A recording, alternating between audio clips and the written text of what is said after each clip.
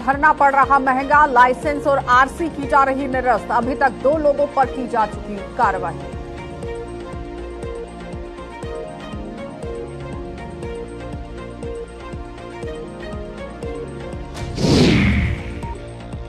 नशीले पदार्थों की तस्करी के खिलाफ मुहिम जारी। सांबा में 2 अंतर्राज्यीय ड्रग तस्कर किए गए गिरफ्तार। 28 लाख रुपए की 400 ग्राम हेरोइन की गई बरामद।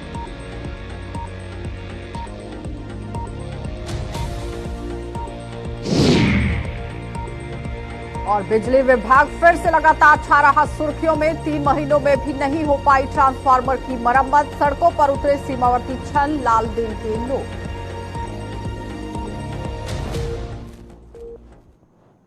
नमस्कार, बुलेटिन में आपका स्वागत है। मैं हूं आपके साथ आशा सरमाल। चलिए शुरुआत करते हैं जम्मू कश्मीर से जुड़ी खबरों की। सबसे पहले आपको जम्मू की सड़कों की ही खबर यहां पर दिखा देते हैं, क्योंकि वाहनों के चालान न भरने वाले चालकों पर जम्मू कश्मीर का परिवहन विभाग अब नकेल कसना शुरू कर चुका है। वाहन मालिक और आपको ये बताते चले कि 90 दिनों के भीतर अगर जुर्माना आप नहीं भरते हैं तो इसका लाइसेंस और वाहन की आरसी निरस्त की जा रही है। अभी तक ऐसे 2 वाहन चालकों पर यह कार्रवाई की जा चुकी है। और आपको ये बताते चले कि लगातार आप देखिए सड़कों के आसपास किस तरह से गाड़ियों को खड़ा किया जाता है, और उसके बाद भी ट्रैफिक पुलिस की तरफ से एक बड़ी कार्रवाई की गई थी। लेकिन अब जिस तरह से चालान कट रहे हैं और उसके बाद अगर आप 90 दिन तक पूरी तरह से कार्रवाई जो हुई है उस पर अमल नहीं करते हैं तो फिर आपकी आरसी को निरस्त कर दिया जाएगा। इस तरह से बड़ी कार्रवाई आज यहां देखने को मिली है, जिस पर आपने देखा कि 2 लोगों पर कार्रवाई किस तरह से हुई है। वाहनों के चालान न भरने वाले चालकों पर अब जम्मू कश्मीर के अंदर परिवहन विभाग पूरी तरह से सख्त नजर आ रहा है, क्योंकि 90 दिनों के भीतर अगर आप जुर्माना नहीं भरते हैं, 3 महीने का आपको समय दिया गया है, उस बीच में अगर आप जुर्माना नहीं भरते हैं तो फिर लाइसेंस को निरस्त कर दिया जाएगा और साथ ही साथ यहां पर जो आरसी है उसे भी निरस्त कर दिया जाएगा। शिल्पा हमारी संवाददाता ने हमारे साथ ज्वाइन किया है। शिल्पा, किस तरह से कार्रवाई की जा रही है सड़कों पर?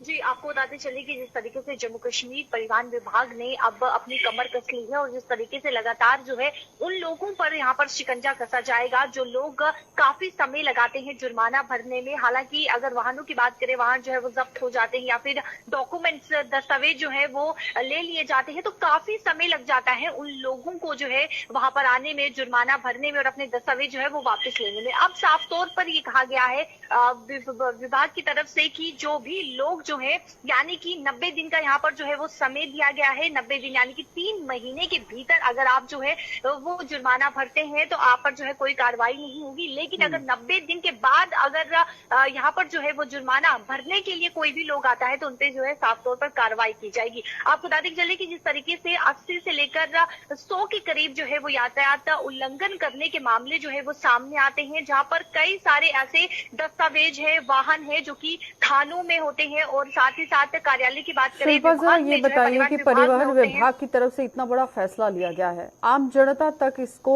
मद्देनजर रखते हुए अभियान के तौर पर अगर लाया जाए तो जाहिर तौर पर लोगों को पता चलेगा। लोगों के अंदर जागरूकता डालने के लिए क्या कुछ कदम किए जा रहे हैं विभाग की तरफ से?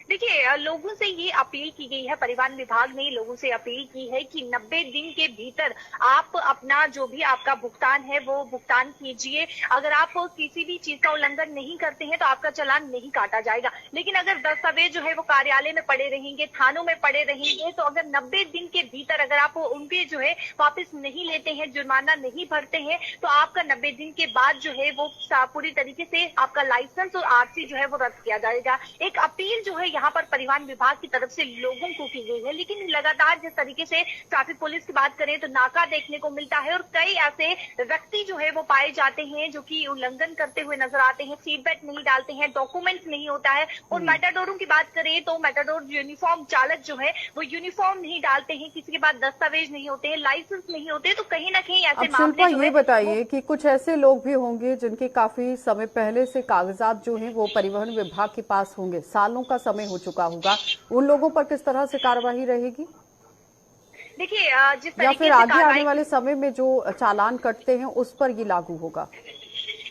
देखिए, जिस तरीके से कार्रवाई की अगर मैं बात करूं तो जब से परिवहन विभाग की तरफ से ये निर्देश जो है वो जारी किए गए हैं, तब से लेकर जो है इन पर जो है वो सख्त कार्रवाई की जाएगी। हालांकि 2 लोग और 20 गाड़ियां वाहन ऐसे हैं जिनकी आरसी जो है वो रद्द कर दी गई है और उनके जो रूट है उन्हें भी जो है वो पूरी तरीके से निरस्त यहाँ पर जो है वो कर दिया गया है। 20 लोगों के लाइसेंस आरसी जो है, माफ कीजिएगा, 2 लोगों के आरसी और लाइसेंस जो है वो रद्द कर दी गई है। यानी कि जो पहले समय के थे उन्हें जो है वो बताया जा रहा है कि आप जो है वो अपना लाइसेंस या फिर जो भी जुर्माना है वो आप भर दीजिए, और अब जब से ये निर्देश जारी कर दिया गया है तब से जो है वो कार्रवाई जो है वो सख्त देखने को मिल रही है। ठीक है शिल्पा, बहुत बहुत धन्यवाद जुड़ने के लिए। तो फिलहाल आपने देखा कि शिल्पा हमारी संवाददाता हमारे साथ जुड़ी हुई थी, जो बता रही है कि किस तरह से परिवहन विभाग यहाँ पर एक बड़ी कार्रवाई को अंजाम देता नजर आ रहा है। लेकिन अब देखना ही होगा कि लोगों के अंदर जागरूकता डालने के लिए परिवहन विभाग और क्या कुछ कदम उठाएगा। लेकिन फिलहाल अपील की गई है लोगों से कि 90 दिन के अंदर अंदर आप अपने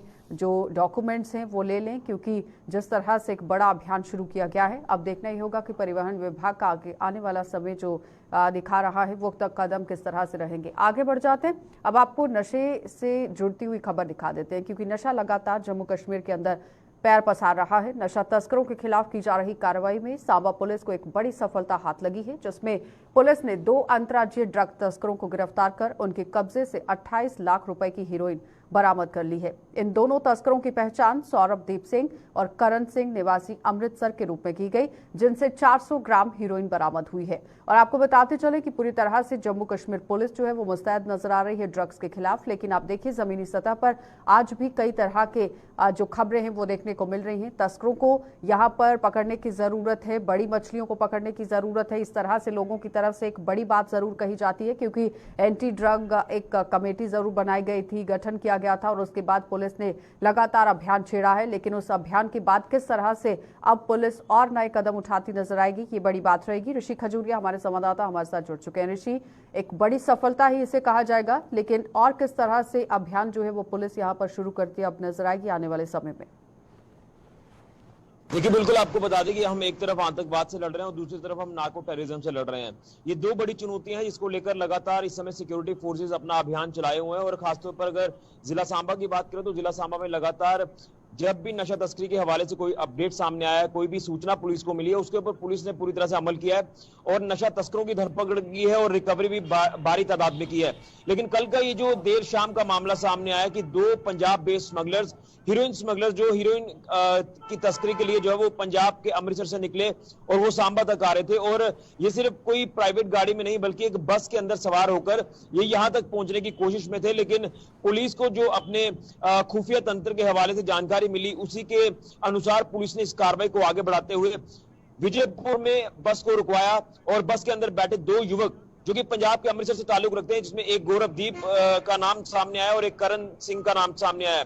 ये 2 युवा देखने में तो ये काफी जो वो छोटी उम्र के लगते हैं, लगभग ऐसा लगता है कि 20 साल से नीचे इनकी उम्र है, लेकिन इनका भी इस्तेमाल जो वो नशा तस्करी के लिए किया जा रहा है, इनसे इनका इस्तेमाल करवाया जा रहा है, ये किया जा रहा है, ये एक अलग पहलू है। लेकिन हमेशा से यही एक सवाल रहता है कि पुलिस जो तस्कर होते हैं उन्हें धर दबोचती है। एनडीपीएस एक्ट यहाँ पर आप देखिए लगाया जाता है, उसके तहत गिरफ्तारी भी होती है और उसके बाद ये लोग छूट जाते हैं। क्या लगता है कि बड़ी मछलियों को पकड़ने की जरूरत है, रूट्स तक पहुंचने की जरूरत है और सख्त कार्रवाई होनी चाहिए, यानी कि नॉन बेलेबल अगर ऑफेंस होता है तो जाहिर तौर पर कार्रवाई को अंजाम दिया जाना चाहिए, फिर जाकर कमी। देखिए इसमें बड़ी मछलियां भी लगातार पकड़ी जा रही है, लेकिन ये एक बहुत बड़ा नेक्सस है। जैसे आप देखते हैं कि समुद्र, उसकी कोई सीमा नहीं होती, इसी तरह से इसकी भी कोई सीमा ऐसा लगता है कि नजर नहीं आ रही। लेकिन जब भी सांबा के अलग अलग इलाकों में इस तरह की कोई वारदात पेश आई है तो पुलिस ने अमल किया है। उसमें हमने देखा कि जो नशा तस्कर है उनके ऊपर पीएसए भी लगाया गया है, पीआईटी एनडीपीएस एक्ट के तहत जो वो कार्रवाई की गई है, यानी जो आप कह रहे हैं कि इनकी बेल नहीं होनी चाहिए, तो एनडीपीएस एक्ट की अगर हम देखें, अगर उसे हम गौर से पढ़े तो वो एक खतरनाक एक्ट है। अगर कोई भी इसकी जो वो इसके अंदर आ जाता है धारा, इस धारा के तहत जो वो कार्रवाई की जाती है तो उसका बचना मुश्किल नहीं बल्कि नामुमकिन हो जाता है। हालांकि लगातार पुलिस जो वो आप देख रहे हैं कि बाहरी राज्यों से सतर्क यहाँ पर लोग जो वो काम कर रहे हैं नशे का, उनको जो पुलिस ने रडार पर लेकर गिरफ्तार किया, उनके हाइडआउट्स पर जाकर छापेमारी की है, लेकिन कहीं ना कहीं यहां पर उनकी चल नहीं पा रही है। अब जो बाहरी राज्यों से लोग यहां पर आ रहे हैं तो ये पुलिस को चुनौती देने वाली बात है, लेकिन पुलिस इस चुनौती को भी बड़ी सतर्कता से स्वीकार कर रही है और नशा तस्करों तक पहुंच रही है। देखिए, खुफिया तंत्र के हवाले से जो जानकारी मिली तो एक बड़ी कोशिश जो पुलिस की तरफ से की गई थी कि इसको जो विफल करना इस प्रयास को, तो देखिए मंजिल तक पहुंचने से पहले ही सांबा पुलिस ने इस पूरे प्रयास को विफल किया। लोगों की तरफ से कोई खुलासे किए गए हैं, पूछताछ की गई पुलिस की तरफ से? देखिए इसमें बड़ी बात यह है कि जो ये नशा तस्कर पकड़े गए हैं, ये किनको खेप देने के लिए आए हुए थे, ये एक जांच का विषय है। लगातार पुलिस इनसे इन्वेस्टिगेट कर रही है, कौन लोग हैं, कहां पर वो रहने वाले हैं, जिला सांबा के किस इलाके में ये देने आए थे, ये तमाम चीजें इन्वेस्टिगेशन का पार्ट है। इन्वेस्टिगेशन लगातार जारी है, लेकिन कहीं ना कहीं आपको बता दें कि 28 लाख रुपए इंटरनेशनल मार्केट में इसकी कीमत है।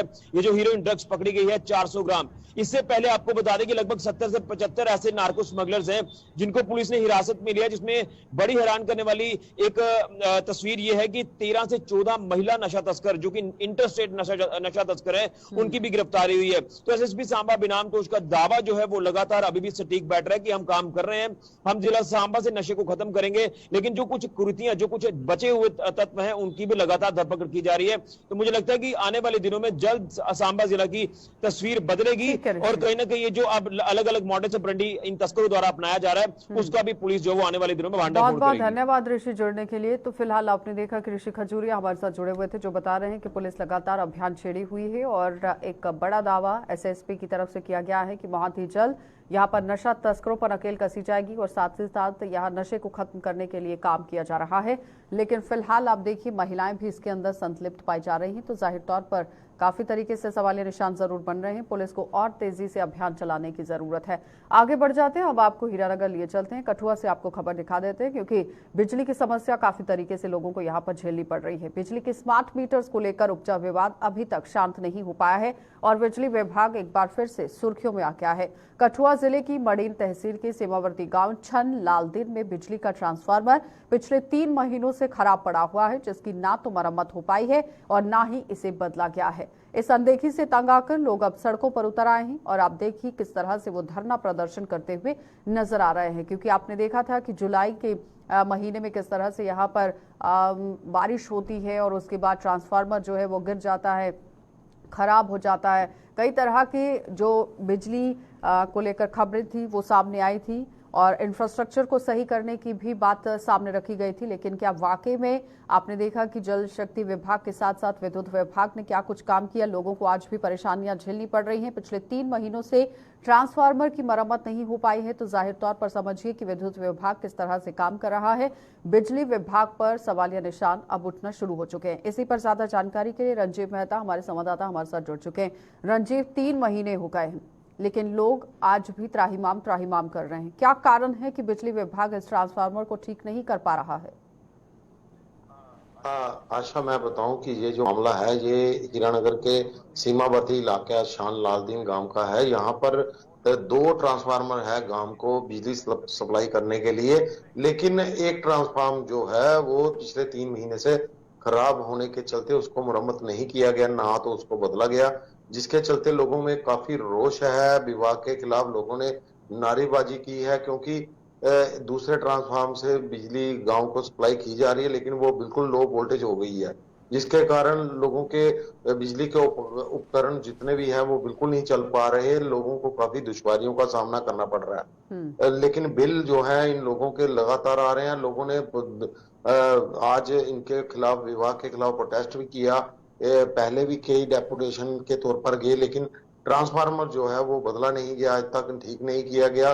लोगों का कहना है कि इतनी भीषण गर्मी में, बरसात के दिनों में, उमस भरे दिनों में बिना बिजली के रहना उनके लिए कितना दुश्वारियों भरा होगा। लेकिन ये विभाग किसी आला अधिकारी से अगर बात हुई है तो क्या कोई आश्वासन उनकी तरफ से कि कब तक ठीक करवा दिया जाएगा ट्रांसफार्मर?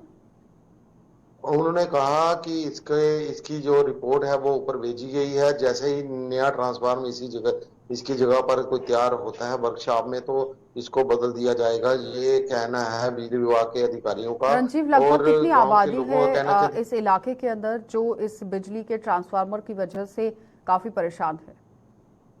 500 के करीब आबादी है इस गांव की। यहाँ पे जो इस ट्रांसफार्मर के साथ काफी इफेक्टेड है। लोगों का कहना है कि सीमावर्ती इलाका है, रात को मच्छर काटता है और वह लोग डेंगू के शिकार हो रहे हैं इस इलाके के लोग।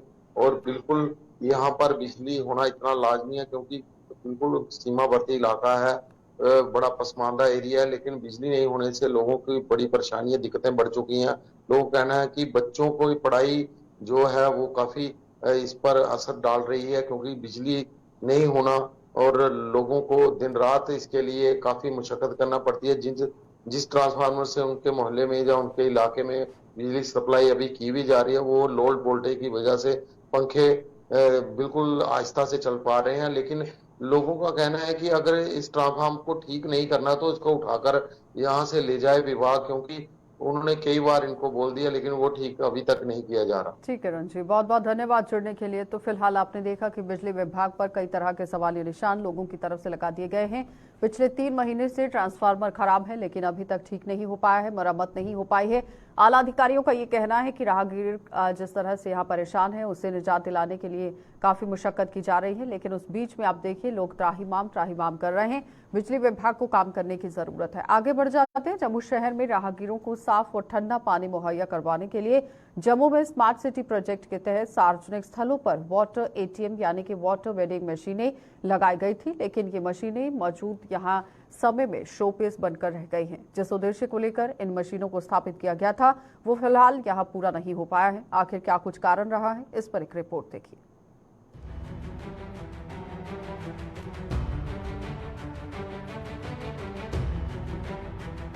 जम्मू शहर में राहगीरों की प्यास बुझाने के लिए जम्मू स्मार्ट सिटी प्रोजेक्ट के तहत शहर के विभिन्न सार्वजनिक स्थलों पर 80 वाटर ATM यानी कि वाटर वेंडिंग मशीनें लगाई जा रही थी। लेकिन वर्ष 2017 में जम्मू शहर के कुछ जगहों पर लगाई गई ये मशीनें अब शोपीस बनकर रह गई हैं। इन मशीनों में 1 रुपए का सिक्का डालने पर 1 लीटर साफ और ठंडा पानी उपलब्ध करवाने का दावा किया गया था। भीषण गर्मी से बेहाल राहगीर अब इन मशीनों को देखकर ही अपनी प्यास बुझा लेते हैं। स्मार्ट सिटी के तहत सर ਜਿਹੜੇ वाटर कूलर लगाए ही 2017 के तहत अजे तक एक रुपया जो लीटर मैंने पाना दे 1 लीटर पानी देना वो अजे तक इंप्लीमेंट नहीं होए। लोगों पानी की सुविधा ही नहीं है। देखिए ये जो वाटर डिस्पेंसर ATM मशीन लगाई गई थी ये स्मार्ट सिटी के प्रोजेक्ट के तहत लगाई गई थी। जल जीवन मिशन जिसका जिक्र आज हर तरफ हो रहा है, जिसमें 1300 करोड़ रुपए का घोटाला हुआ है। ये वही मिशन है जिसके तहत 1 रुपया डालने पर 1 लीटर पानी आपको स्वच्छ मिल रहा था। शहर में लगी इन वाटर वेंडिंग मशीनों के शुरू न होने से जम्मू वासियों में भारी रोष है। लोगों ने स्मार्ट सिटी प्रोजेक्ट के कार्यों पर कई सवाल उठाए हैं। लोगों की माने तो स्मार्ट सिटी प्रोजेक्ट के नाम पर उन्हें मूर्ख बनाया जा रहा है। जम्मू कश्मीर के नाम पर जिस तरीके से स्मार्ट सिटी के नाम पर लोगों को स्मार्ट बेवकूफ बनाया जा रहा है, इसको बंद किया जाए। क्योंकि स्मार्ट मिशन के तहत 1000 करोड़ रुपया खर्च होना था हर सिटी के अंदर, और ये जो स्मार्ट सिटी मिशन के जनरल मैनेजर है इन्होंने खुद ये कबूल किया है कि 100 करोड़ रुपया जो है वो आया हुआ था, उसमें से 430 करोड़ रुपया ही खर्च हुआ है। लोगों के मुताबिक जम्मू शहर में 15 जगहों पर इन मशीनों को स्थापित करने की योजना थी, लेकिन इनमें केवल कुछ जगहों पर ही इन मशीनों को स्थापित किया गया है, लेकिन उन्हें भी अभी तक शुरू नहीं किया गया। देखिए ये 2017 में प्रोजेक्ट जो है स्मार्ट सिटी का जम्मू में शुरू किया गया था, लेकिन उसके बाद ये 15 लोकेशन पे जो है हॉटस्पॉट है उन पे लगना था, लेकिन 15 हॉटस्पॉट पे ना लग पाने के कारण लोग परेशान हैं। लगभग जो है वो सिटी के अंदर हर जगह पे ये लगाया जाना था, लेकिन ये एक सिर्फ स्ट्रक्चर खड़ा किया गया। उसके बाद ना तो लोगों को पानी है और ना ही वो स्ट्रक्चर देखने को मिल रहा है। वाटर वेंडिंग मशीनों को शहर में स्थापित करने की योजना में लोगों ने भारी घोटाले की आशंका जताई है और उपराज्यपाल से इस मामले की जांच कर इस मामले में दोषी अधिकारियों के विरोध में कड़ी कार्रवाई करने की भी मांग की है। इसमें बहुत बड़ा घोटाला हुआ है। हमारी मांग है कि इस घोटाले पर जांच होनी चाहिए और जो लोग इसमें शामिल हैं उन पर जो सख्त कार्रवाई होनी चाहिए। वर्ष 2017 में जब सरकार ने जम्मू शहर में वेंडिंग मशीनों को लगाने की योजना बनाई थी, तब जम्मू वासियों में खुशी की लहर थी। लेकिन अब धूल फांक रही इन मशीनों को देखकर जम्मू वासियों में भारी नाराजगी है। वीडियो जर्नलिस्ट अशोक बजाला के साथ अश्विनी चंदेल की रिपोर्ट। तो नियमित करने और बकाया मानदेय जारी करने सहित अन्य मांगों को लेकर सिंचाई और बाढ़ नियंत्रण विभाग के डेली वेजर्स का धरना प्रदर्शन जारी है। आज 405वें दिन भी इन डेली वेजर्स ने जम्मू में प्रदर्शन करते हुए सरकार के खिलाफ नारेबाजी की। इन लोगों ने सरकार को आड़े हाथों लेते हुए कहा कि वो पिछले 405 दिनों से अपनी मांगों को लेकर आंदोलन कर रहे हैं, लेकिन सरकार उनकी कोई सुनवाई नहीं कर रही है। उन्होंने सरकार से SRO 64 के तहत उन्हें नियमित करने और 7 वर्षों का बकाया मानदेय जारी करने की मांग की। ਅੱਜ ਅਸੀਂ ਇੱਥੇ ਧਰਨਾ ਪ੍ਰਦਰਸ਼ਨ ਕਰਦੇ ਹੋਏ 405 ਦਿਨ ਹੋਈਏ ਨਾ। ਮੈਂ ਤੁਹਾਡੇ ਮੀਡੀਆ ਦੇ ਮਾਧਿਅਮ ਕਨੇ ਆਖਣਾ ਚਾਹਨਾ ਸਰ, ਦੇਖੋ ਅੱਜ ਦਿਨ ਤੱਕ ਸਾਡੀ ਜਿਹੜੀ ਸੁਣਵਾਈ ਆ ਉਹ ਨਹੀਂ ਹੋਈ ਆ। ਸਾਡੀ ਜਿਹੜੀ ਮੁੱਖ ਡਿਮਾਂਡ ਆ ਨਾ ਸਰ, ਅਸੀਂ ਚਾਹੁੰਦੇ ਆ ਕਿ ਮਾਨनीय LG ਸਾਹਿਬ और माननीय ਜਿਹੜੇ ਸਾਡੇ ਪ੍ਰਧਾਨ ਮੰਤਰੀ ਨੇ ਮੋਦੀ ਸਾਹਿਬ, ਇਹ ਜਿਹੜੇ 61 डेली वेजर ਦਾ ਜਿਹੜਾ ਜੰਮੂ ਕਸ਼ਮੀਰ ਦੇ ਵਿੱਚ ਆਕਾਰ ਮਚੇਦਾ, इंदा ये संज्ञान लैता जा और इंदे दे उपर कोई आर्डर इंप्लीमेंट किया जा। साड़ी जी मुख्य डिमांड है SRO 64 देता है, सानू रेगुलाइजेशन पॉलिसी मिलनी चाहिए सर। और जो मिनिमम बेसिस एक्ट माननीय अमित शाह ने आख्या हा कि अस जम्मू कश्मीर यूटी लागू करी देगा, उसी भी जल्द को जल्द इंप्लीमेंट करना चाहिए। तो जी साड़ी 7 साल की जी पेंडिंग बेसिस पे है सर, वो जल्द को जल्द रिलीज होनी चाहिए। तो कठुआ में आज से 3 दिवसीय एथलेटिक मीट की शुरुआत हो रही है। इस एथलेटिक मीट में कठुआ के विभिन्न इलाकों के बच्चे भाग लेते हुए कई खेलों में अपना हुनर दिखा रहे हैं। इसकी शुरुआत आज जिले के DC राकेश मनहास ने ही करवा दी है और इसमें भाग लेने वाले खिलाड़ियों को अपनी शुभकामनाएं भी उन्होंने दी है। इस एथलेटिक मीट का आयोजन youth services and sports department द्वारा करवाया जा रहा है।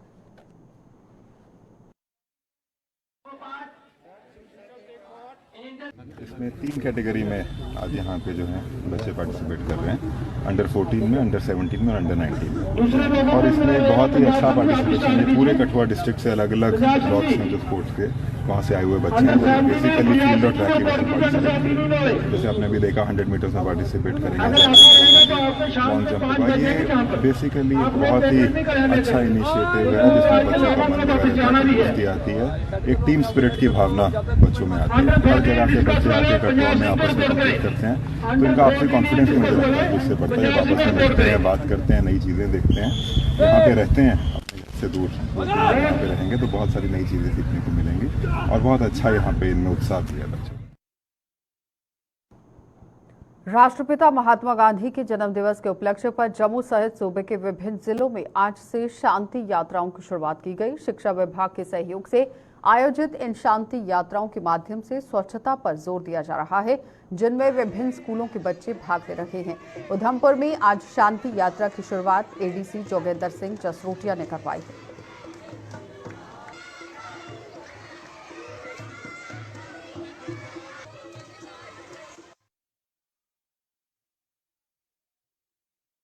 आज की ये जो शांति यात्रा है गांधी जी को, जैसे कि आपको पता है कि इस समय आज़ादी का अमृत महोत्सव चल रहा है, उसमें बहुत सारी एक्टिविटीज़ हम कर रहे हैं। गांधी जी का जो बर्थ एनिवर्सरी है 2 अक्टूबर को, वो हम सेलिब्रेट करेंगे।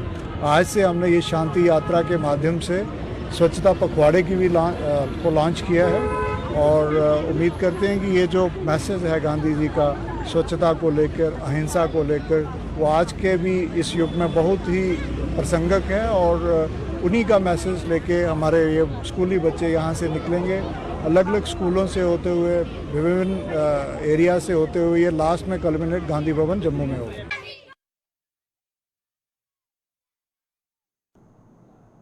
चलिए, बुलेटिन में फिलहाल इतना ही। देश और दुनिया की खबरों के लिए आप बने रहिए हमारे साथ।